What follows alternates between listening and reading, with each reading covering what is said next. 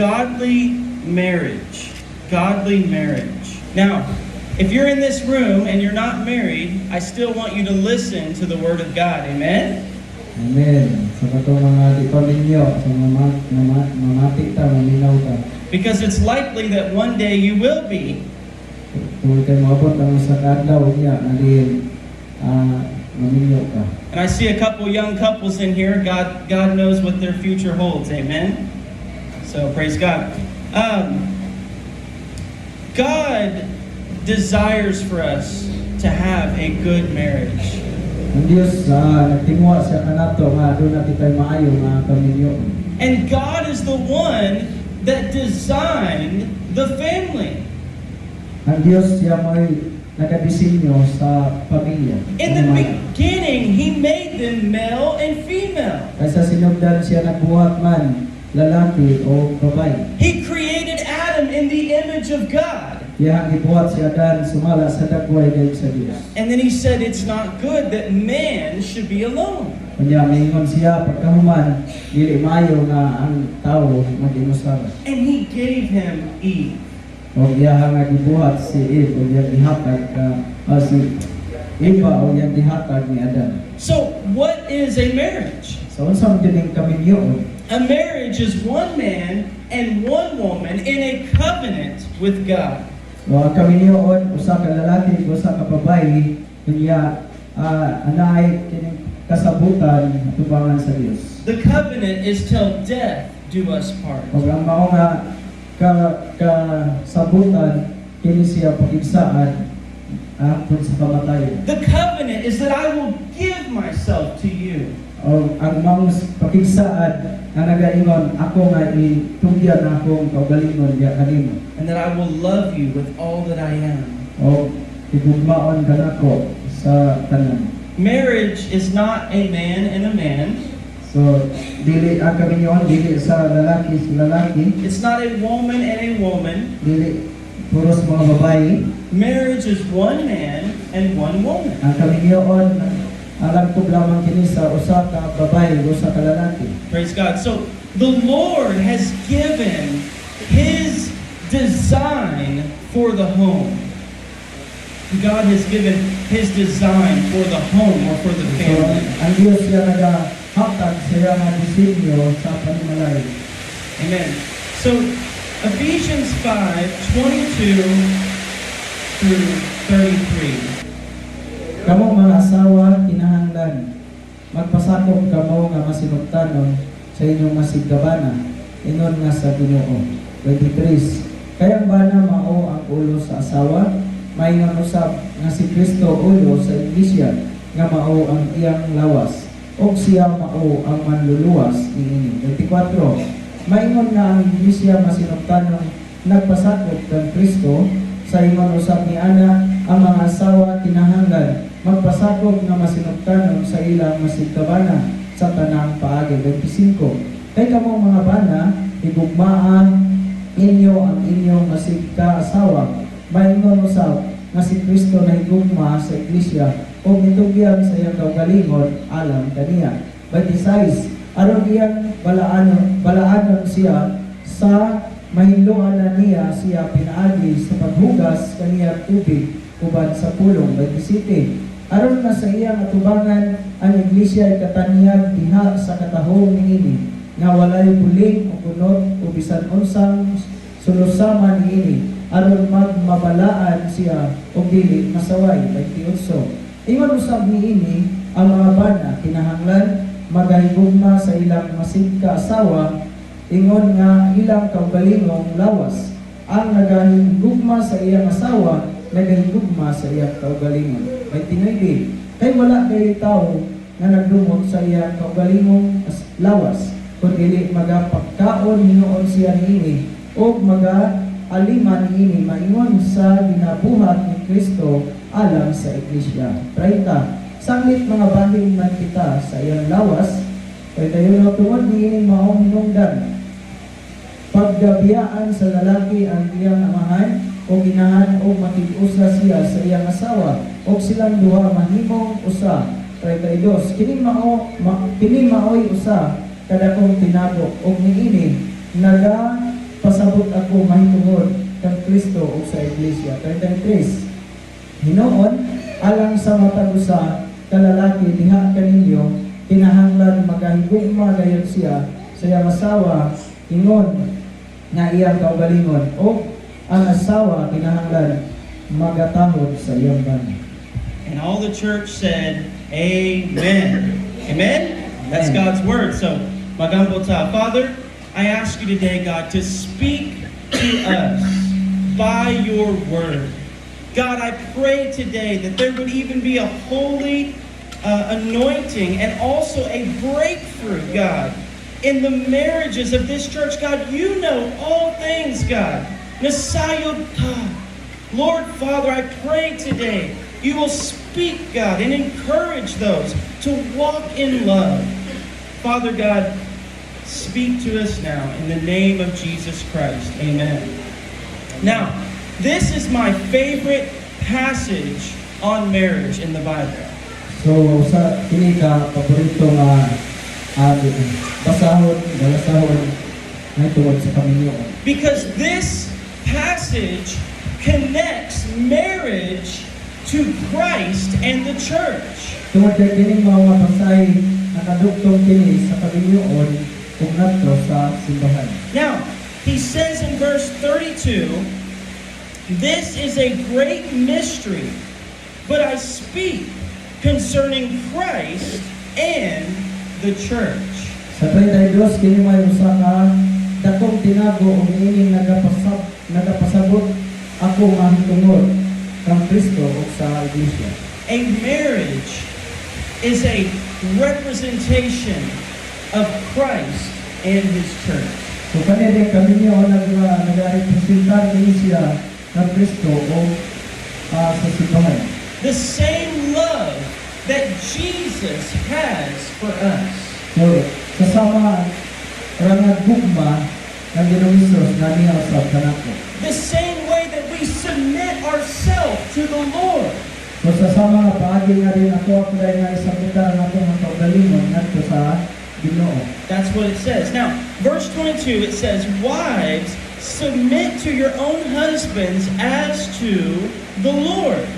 Sa 22, naningon sa dito nga, kamong mga asawa, kinahanglan, magpasakop kamo, ang masinugtanon sa inyong masigkabana ingon sa Ginoo. And then verse 23, "For the husband is the head of the wife, as also Christ is the head of the church, and he is the Savior of the body."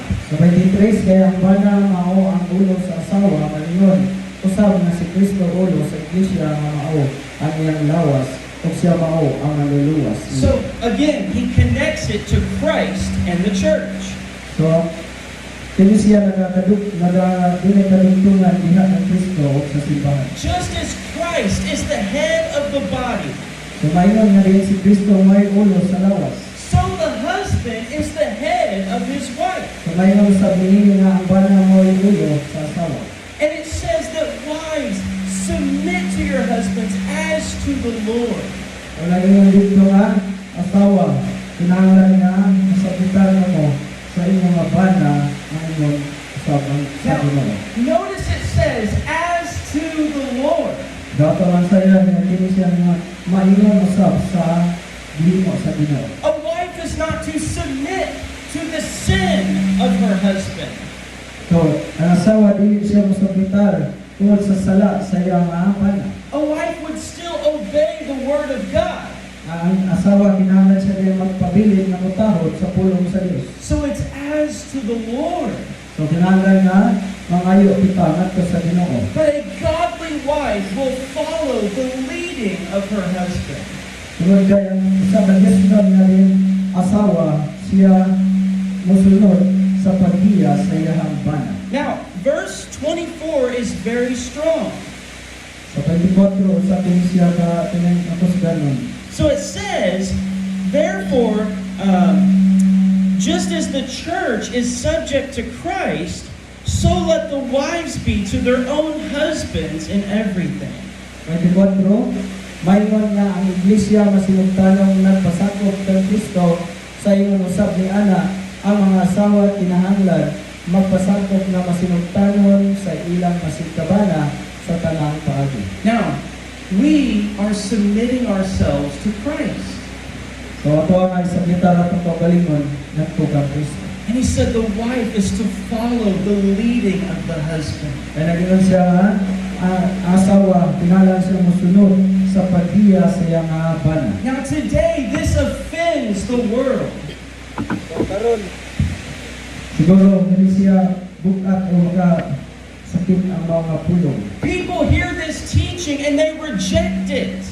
Ang mga tao ganin makadungog na mga nga pagtudlo ila ni sa likway. But this is God's word. Apan kini siya pulong man sa Dios. Men and women are equal in their value to God.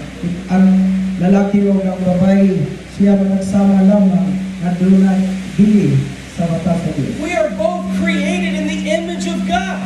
Ang tanan mga binuhat sa sumala sa dagway sa Dios. We are all called to share the gospel.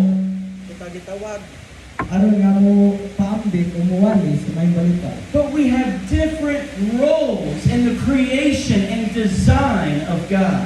Panadula kita naglain-lain nga buluhaton o disenyo diha sa naghatag sa Dios. Men are called to lead the home.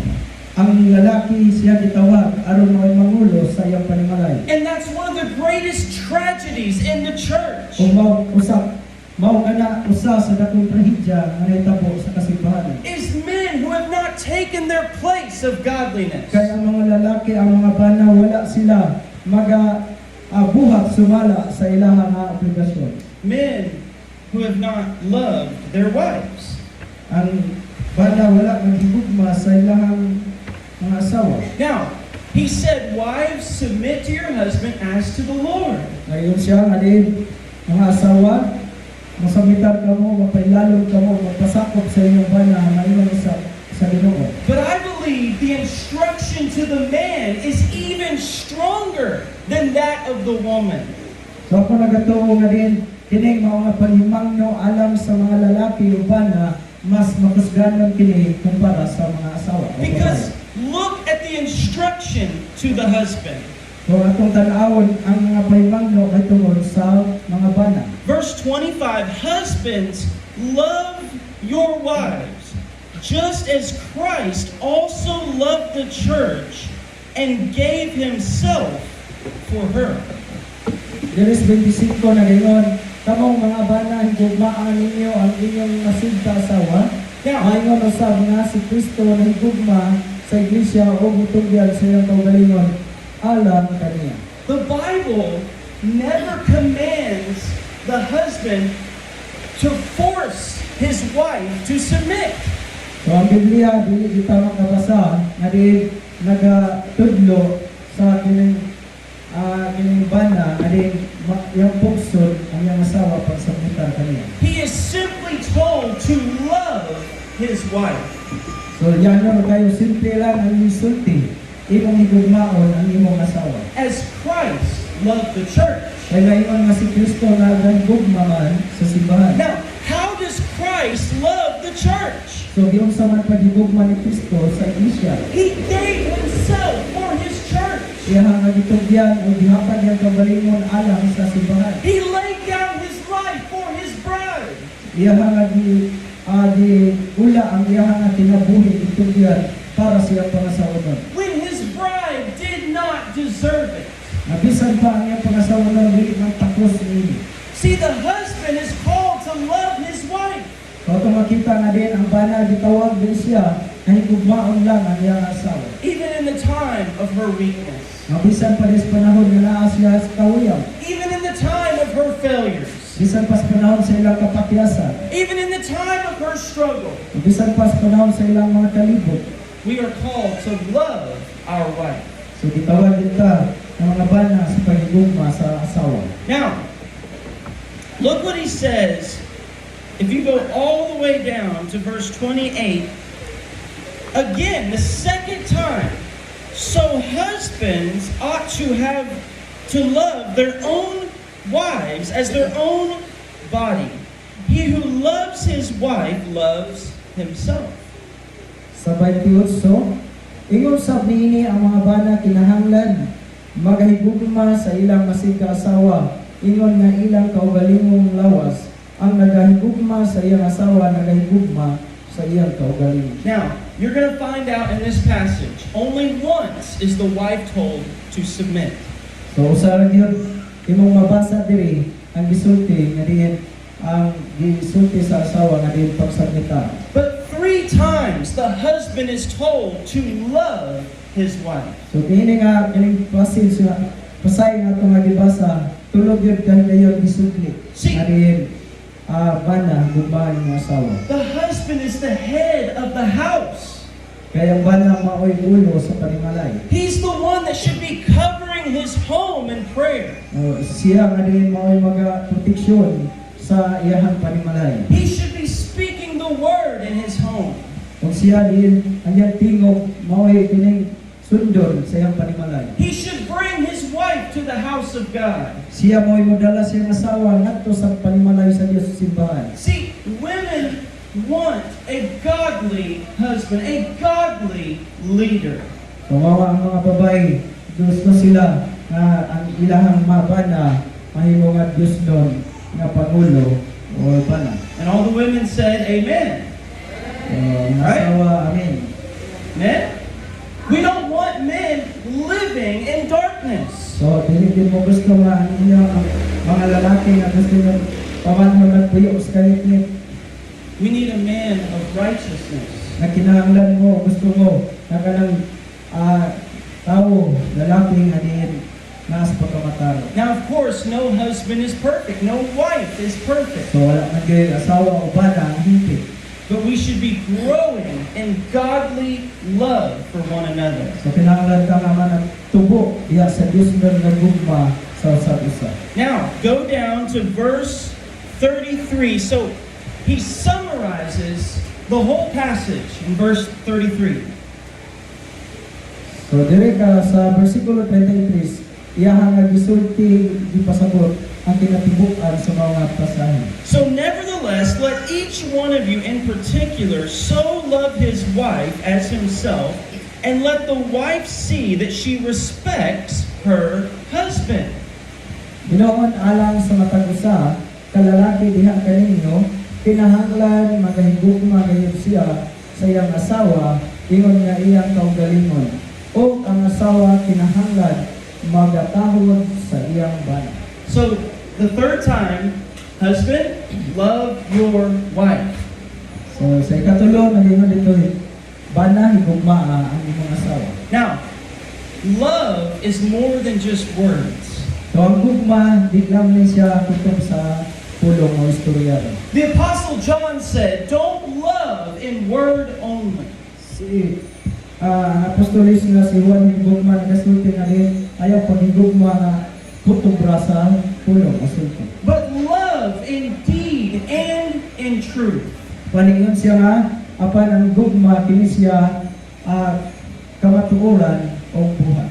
So if the husband is to love his wife, So ang bana magahigugma sa iyang asawa. he must die to himself. O iya nga din, iyang itugyan o idula ang iyang kinabuhi para niini. He must die to his selfish desires. So iya nga kailangan nga iyang patsyon ang iyang kaugalingon ra nga tinguha. To his selfish ambitions. Sa iyang kaugalingon ra nga ambisyon. And he must put God first. O kinahanglan nga ang Dios mo'y unahon. And he must love his wife. O kinahanglan higugmaon ang asawa. Now he says, wives, respect your husbands. Nangingon dito nga, o kahura ang imong bana Now, asawa. the Word of God is inspired by the Holy Spirit. So nasayod ta nga rin ang pulong sa Dios kini dituga diya sa Espiritu.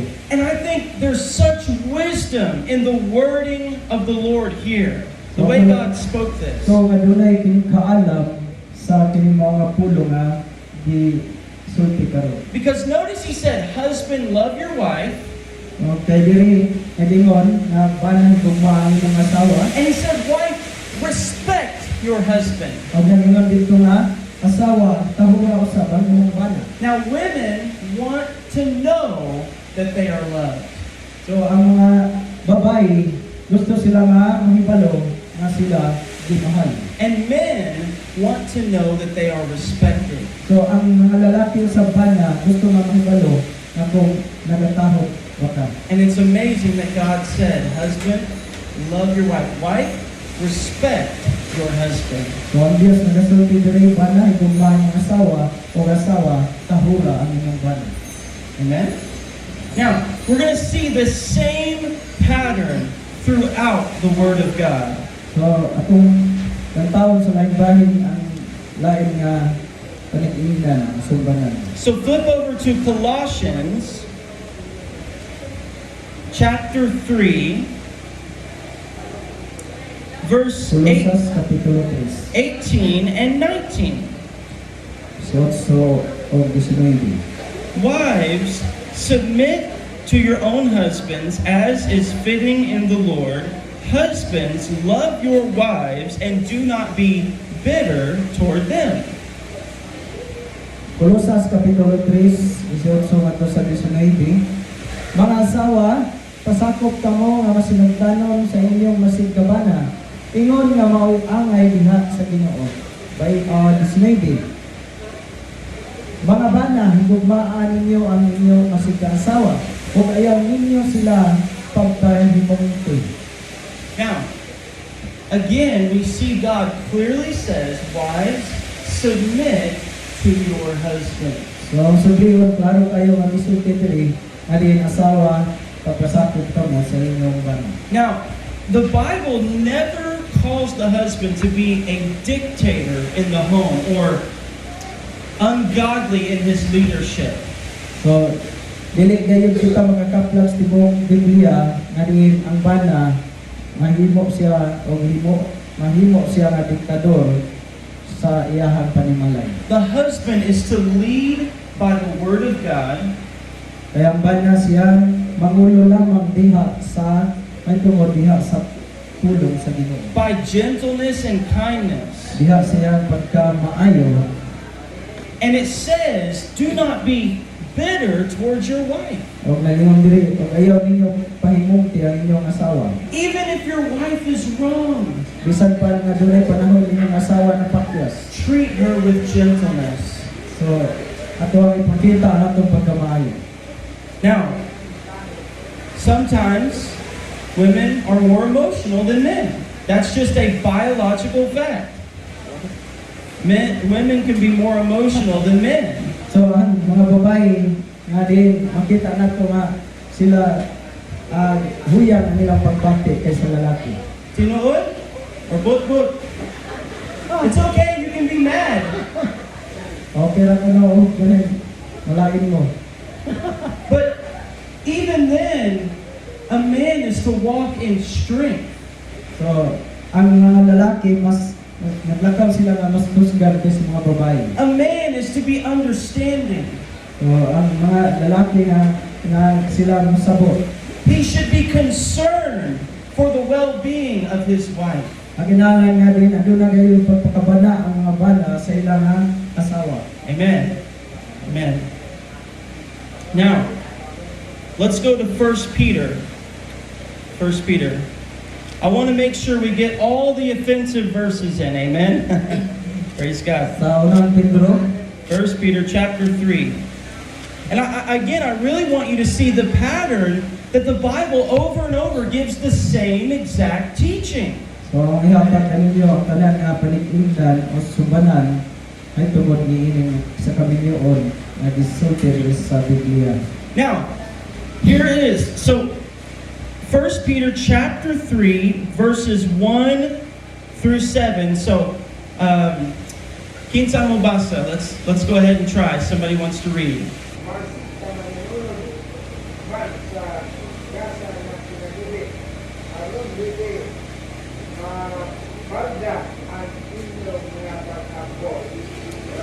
Amen. Amen. So, I don't know how well you all could hear that, but I heard somebody saying amen to the first part. So, praise God. Amen. So again, we see the same exact pattern of the counsel of God's word. So ato nakita diri ang sama nga diin sumbanan ay tungod sa pagtambag sa Dios. So he says, wives, likewise, be submissive to your own husbands. So gibalik diri sa pagsulti nga diin ang asawa nalan nga kamo nga pasakop sa inyong pagkalimong bana. Here, he specifically speaks to wives who have unbelieving husbands. So dili sa atong nga gibasa, dili siya nagasulti may tungod sa iyang asawa nga ang iyang bana dili magtotoo. He shows how a godly wife can inspire her husband to godliness. Nga nagapakita diri nga ang iyang Diosnon nga asawa nga diin kini siya makahatag o diin magapakita maayo nga panig-ingan o pagawid ngadto sa di magtotoo nga bana. He says that even if some do not obey the word of God, that without a word they may be won by the conduct of their wives. Nabisan sila dili magtotoo apan kini siya makakita man sa mga maayong pagawid sa ilang nga asawa kunya ayon diri nga diin sila makapit. Now, this gives us a powerful truth of marriage. So diri yang gihatag ang usa ka matusganon gayon nga diin prueba diha sa kaang inyo. It doesn't matter how your spouse is behaving. So wala kini siya magapasabot kung unsa man ang imong asawa sa lumon. You are still called to godliness.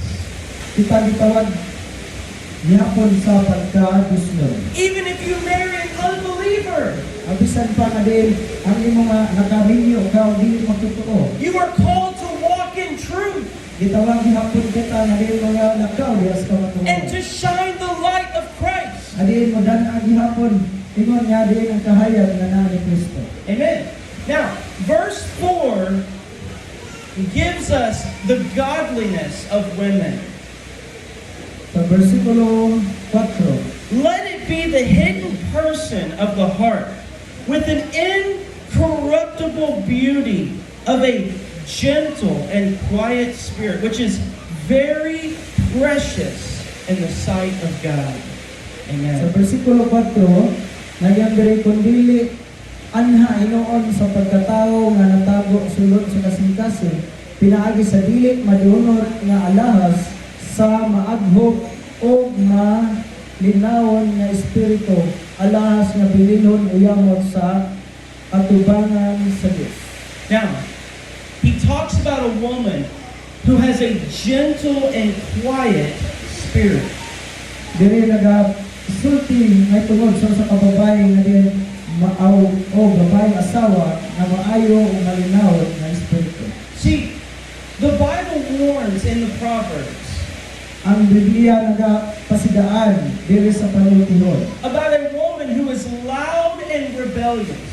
May tungod sa kababae nga siya banaan o sultihan. But it says here, when her spirit is gentle, it's so precious in the sight of God. Apan diri nagasulti kun ang iyaha nga kaugalingon ang nasyas karina ug maayo siya dunay dili uyamot sa tubangan sa Dios. Now, verse 7, husbands likewise dwell with them with understanding, giving honor to the wife as to the weaker vessel, and as being heirs together of the grace of life, that your prayers may not be hindered. Versikulo 7 maingon, manusag kamo mga bana kinahanglan ipahiuyon ninyo sa kaalam ang inyong pagpuyo uban sa inyong mga asawa nga magahatag og pasidungog sa babae ingon na maoy galamiton nga labaw pa ang mahuyang sanglit uban kanila kamo mga masika manununod man sa gasa nga tinabuhi aron dili mabalda ang inyong mga pag-ampo. He tells husbands to be understanding. So nagasulti kini siya tumong sa mga bana sa ilang pagsapit. And he says, give honor to her as to the weaker vessel. Nagingon diri nga magahatag kanila og pagpasidungo maingon na sila usa sa mahuyang nga galamiton o panudlanan. Did you know the Bible here calls the wife the weaker vessel? So ang Biblia sulti may tungod sa mga asawa nga din sila usa ka mahuyang nga mga kalamutan. He's not talking about your value to God. Kini wala siya nagapasabot man tungod sa imong bili ngadto sa Dios. He's simply talking about your creation design. Kung yan nga iyang agi pasabot man tungod sa iyang pagbuhat kanimo, pagdisenyo kanimo. Women are naturally more fragile than men. Kaya ang mga babae sila ang mas kining alampingan kaysa mga lalaki.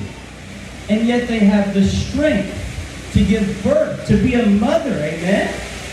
O din, kapag ana sila kining kusog, sa dihang sila, limang na sila kaning manganak o din sila nahimong mga inahan. But the husband is naturally stronger than his wife in his flesh, in his strength.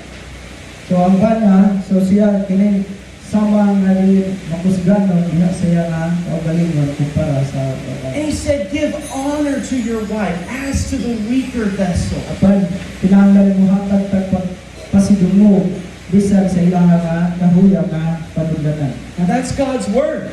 Pag kini siya pulong sa Dios. Amen? Amen. I'll tell you something.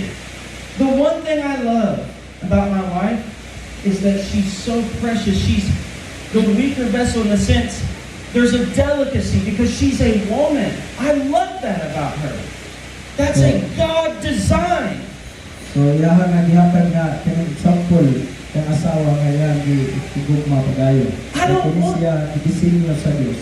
I don't want her to act like a man. So dili ko gusto nga din siya magabuhat nga sama kayo sa kining buhat sa mga lalaki. I want her to be a woman of God. Gusto ko nga makita kaniya nga din siya sa kababae nga din disno. And the Bible commands in 1 Corinthians, Ang Biblia sugo diha sa unang Korinto. act like men. So yun siya magpakalalaki ka mo. So men are called to be men, So ang lalaki ginawa din siya nga lalaki. not in pride, So ili sa not in pride, pride sa garbo. not in the arrogance of our heart, So dili ka na pag-arrogante sa kasing-kasing. but by the word of God. Pag pinaagi sa pulong sa Diyos.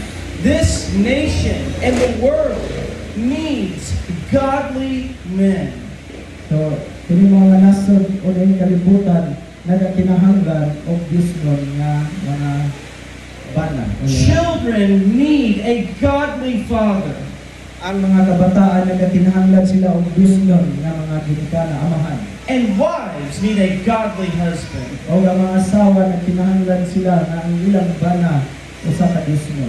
So we need to step up. So, kinahanglan ta nga mo padayon matikam. We need to take our place. Kinahanglan nga ato nga kining naata nagbuhat sa ato nga matag usa ka dapit o buluhaton. And notice he said in verse 7 to the husband that your prayers would not be hindered. Diri sa atong masayran sa versikulo 7, aron sa inyong mga pag-ampo walay makabanda. If you are treating your wife wrong, your prayer life will be hindered before God. Kung ang imo nga kining bati ang imo nga kining pagtratar sa imong mga asawa, so doon na gayoy makababag sa inyong mga pag-ampo. God will judge you for how you conduct yourself as a husband. Kaya ang Dios siya maghukom kanato kung giunsa nato pagbuhat ang ato nga obligasyon ingon nga bana. Now, since we're really out of time, I just want to close. There's a lot more, but I want to close with three things quickly. How do we grow in our marriages? So, unang, kung saan man nato sa pagtubo diha sa pamilya. Number one, we need spiritual intimacy. Una, kinahanglan nga aduna kitay espirituhanon nga pakigsandot. You should have a prayer life with your spouse. Kinahanglan nga aduna kitay kining mga pag-ampo kauban sa ito nga asawa. You should read the Word of God with your spouse. Kinahanglan nga din magabasa ta sa pulong sa Ginoo. You should be in the house of God with your spouse. Nga din kinahanglan nga kita himong panimalay sa Dios kauban sa atong nga asawa. Now I want to give a word of encouragement. Ako nagahatag nga ang tulong sa pagdasig. If you're here today Kung makadungog ka karon, and your spouse will not go to church with you. ang imong asawa wala maulot kanimo kuyog sa simbahan. Your job is to love them. Ang imong nga buluhaton mo trabaho paghigugma. Your job is to fight in prayer Ang imong nga trabaho kana nga imong pakigpisog na pinagis mga pag-ampo. and to be an example of godliness in your Okay, home. ipakita ang kining ehemplo sa pagka-Diyosnon. So don't be discouraged. Ayaw ka diskurahin. Fight for your marriage. So, atong pakigbisog ang ato nga kaminyoon. Fight for your husband. Ato nga ipakigbisog ang inyong asa-abana. Fight for your wife.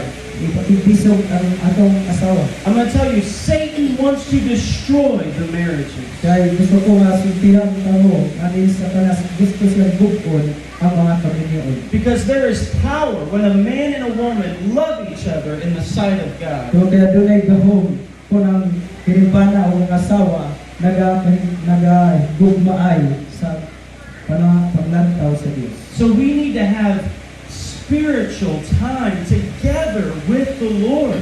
Doon na kita yung espirituhanon nga panahon kauban sa Diyos. How can you have the joy of the Lord if the presence of God is not in your marriage? So saan nga din, doon na tayo kinikalipay diha sa Diyos. Kung ang presensya sa Diyos wala diha sa pagkaminyoon. What is the priority of your home? So sa man ang prioridad nato sa atong paningalay. It must be the Word of God. Ngalan nga ang pulong diha sa Diyos. Amen? Amen. And secondly, we need emotional intimacy. So ikaduha, kami adun na kitay kanang mga pagbati adin ato nga ipakisagdor. In other words, we need to know how each other are doing. So sa laing bahin nga kinahanglan diay nga masayod kita sa matag usa kung unsa ang gibuhat. Are you okay? Adin okay ra man ka. Can you open your heart to me? Adin imuha nga padayag ang sa nasa mga kasigkasin. And this especially applies to husbands. This applies to So husbands. kada siya himuon sa bana. Husbands, you have to open your mouth to your wife. So ang bana sa pinalan niya kining bukas anya nga kining bakba para siya nga asawa. Tell her your fears. Your fears. Imong kahadlok, Your anxiety. ang kabalaka, Your needs. imong panginahanglan. Because your wife loves you. Tungod kay imong asawa na higugma kanimo. She was created to be a nurturer, a caring wife. Tungod kay kining dihimo siya aron nga diin mo tabang kanimo. And husbands, be willing to listen to your wife. O ang bana siya usab andam na maminaw sa imong asawa. You have to hear what they are saying. Nga diin iya po nga paminawon unsa ang imong isulti. A lack of communication will destroy the family. So ang kulang sa kining komunikasyon makapabungkag sa panimala. We have to be careful with the television or the cell phone or our social media. We have to put our family first. So kinahanglan ta nga magmaampingon diha sa social media, sa TV o din sa cellphone o pa. Even when we are tired, we have to invest the time with each other. Bisan sa panahon nga naatas kay kapoy ato day nga igugol atong panahon sa usa isa. Amen. Amen. We need emotional intimacy.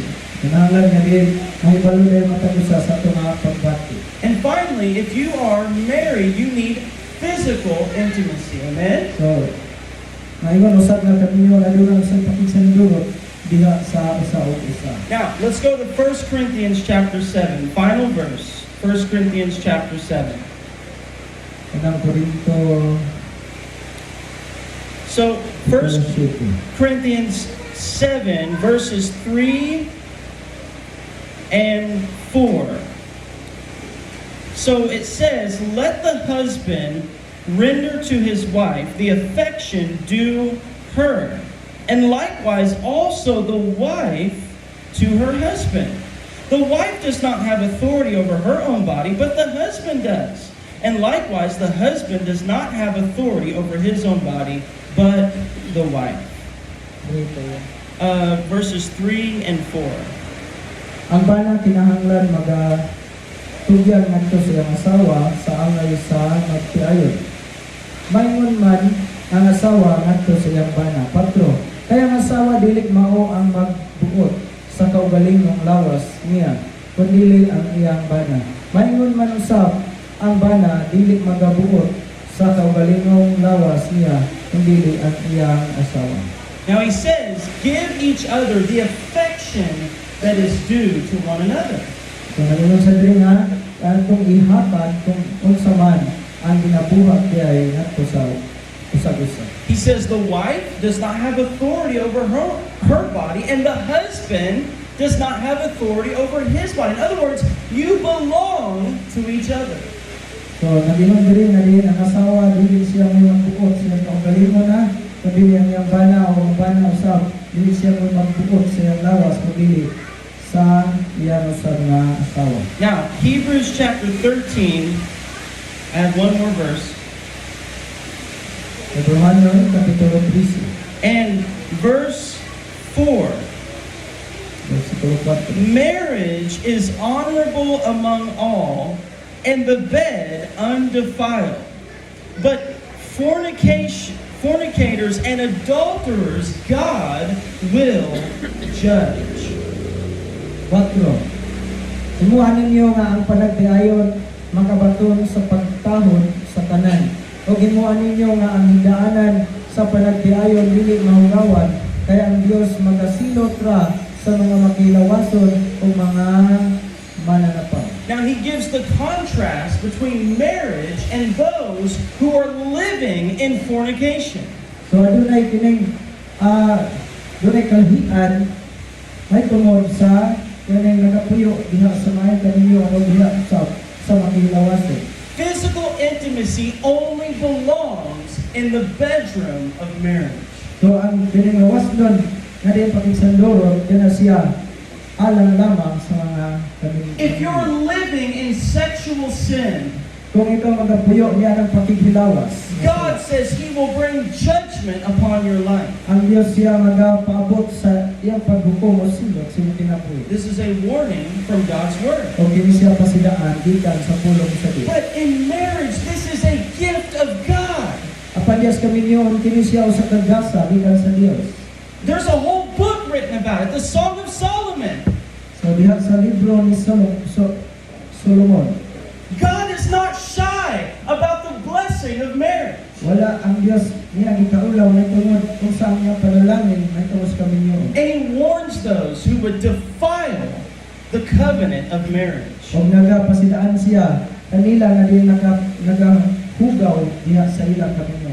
Whoremongers and adulterers, God will judge. So diha sa mga pananapaw kung siya ang Diyos o makilawason siya magahukom. And that includes adultery against your spouse. O diin may tungod sa kining panapaw batok sa imong kining asawa.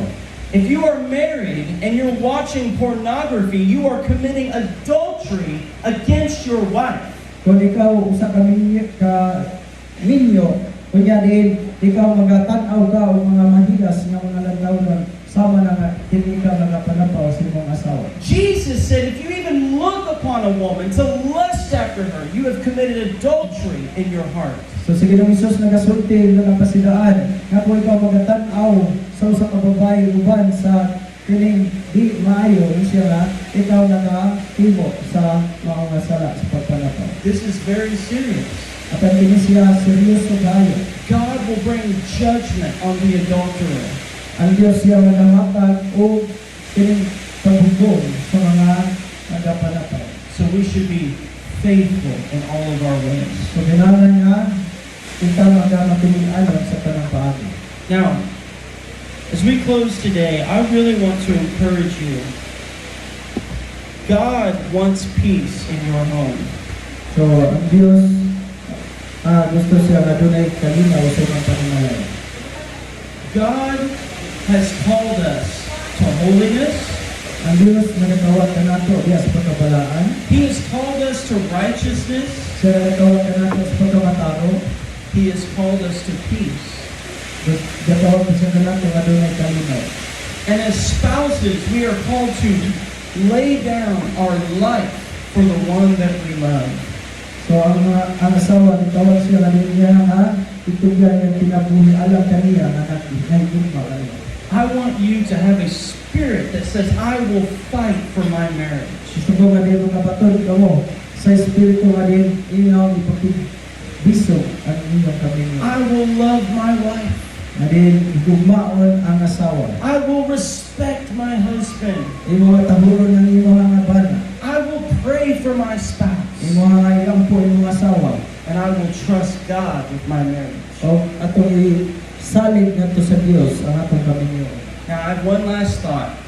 So, in our walk with God, how many of you believe as the years go by, our walk with God should be greater than ever before?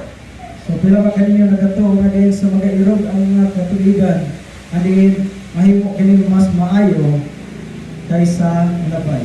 Our relationship with God should burn brighter as the years go by. Adin ang atong relasyon ngadto sa Ginoo mas makusganon pa kini siya mo daghang pagkini kaysa mulabay nga mga tuig. And I believe the same is true for marriage. O kini usab ako nagato nga kini siya mausab diha sa kaminya. Your understanding of each other, Adin ang atong pagsinabtanay sa usa ug usa. your love for each other, Ang paghigugmaay sa usa ug usa. your devotion to one another. Adin ang atong pagdebosyon sa matag usa. It should grow in the Lord. Nga kini siya managtubo diha sa Dios. The devil has told a lie to God's people. Kaya ang yawa siya musulti o bagak sa mga katawan sa Dios. That if you get married, things may just go downhill or they can stay the same, but God says that's a lie. So sa diha nga din musulod kas kaminyoon, una kas kaminyoon nga din kayo ka nga maura gihapon kini. Kapan kini siya usa kay kabaka. Marriage is one of the greatest gifts that God has given to man. Kaya ang kaminyoon usa din sa dako nga din gasa nga gihatag ngadto sa tawo. He said it's like Christ and the church. Ingon siya din sama kini kang Kristo ug sa simbahan. Think about how honorable that is. So una to unsa kini ka kini katungdanan. God would look at a husband and wife and say, you're a representation of Jesus Christ and His love for His bride. So ang Diyos nagatanaw din siya kanato nga din kini siya nagarepresentar diha sa iyang gugma diha kang Kristo. So what I want to do, if you are willing, is I want every person in here who is married, and even if your spouse is not here today, it's okay. I want you all to come forward and let's pray for our marriages. If Pastor Mike's okay, maybe he can pray up here, and I'd be happy to lay hands if you are willing. I want to pray for our marriages. I want to speak blessing over your home. And if you need to repent for anything in your marriage, come to this altar, and while we pray before the Lord, repent. God will bless your home. About single. Yeah, if you're single and you'd like to be prayed for as well, you can come over here. If the married couples would come on this side. If anybody's single and you want to be prayed for, if you're a couple. So, I see a couple here, I see a couple there. If you would like to come up here as well, we can pray over you. Pray for God's blessing, God's wisdom in your life. God knows the future that He has. Amen? Okay, so nagadasid ang pulong sa Ginoo. Adin andam ang Dios nga ma-release sa panalangin. Kung naadiri wala man imong bana o asawa, kung naaman po imong bana o asawa, so katong naging na bana asawa ang explikas. Actually, and I had an idea. I don't think we need the worship team because everybody that's married.